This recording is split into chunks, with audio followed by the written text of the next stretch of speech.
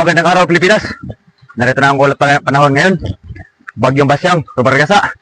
At patuloy pa rin natin masasakihan ngayon ng malakas na hangin dito sa amin. Oh. Ito mga kaibigan, malakas na hangin. Ano ba na eh? Kasugay hangin mga kaibigan. Oh. Kundi palala sa ating mga kapatid. Sa panahon ng kalamidad, dapat mag-alerto tayo.